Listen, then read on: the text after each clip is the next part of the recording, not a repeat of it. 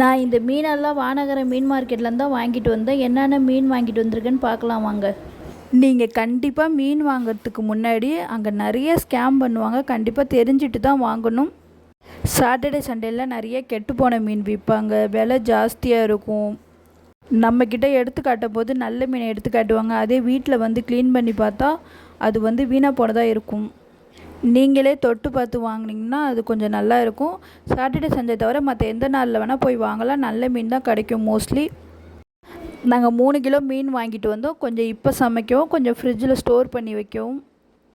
கவலை மீன் வந்து கிலோ 160 ரூபானும், பெரும்பாலும் கவலை வந்து 120 ரூபாய்க்கு தான் கிடைக்கும். இன்றைக்கி எந்த மீனும் ஃப்ரெஷ்ஷாக இல்லாதனால 160 ரூபா வந்துடுச்சு. நெத்திலி கிலோ 100 ரூபான்னு வாங்கிட்டு வந்தேன். சின்ன நெத்திலியாக இருந்தால் 100 ரூபா, பெரிய நெத்திலினா 200 ரூபா. இறால் வந்து 220 ரூபா வந்துச்சு 1 கிலோ. கொஞ்சம் பெரிய இறால் தான், ஃப்ரெஷ்ஷாகவும் இருந்துச்சு. ஆனால் இது கடல் இறால் இல்லை, வளர்ப்பு இறால்.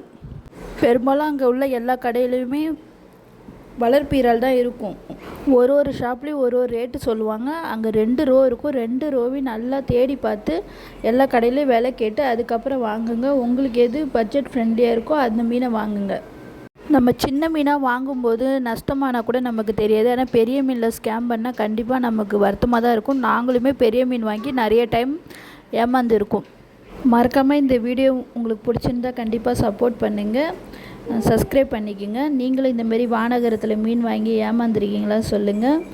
நான் வாங்கிட்டு வந்த மீனெல்லாம் தனித்தனியாக பிரித்து ஃப்ரிட்ஜில் ஸ்டோர் பண்ண போகிறேன். Thank you to all.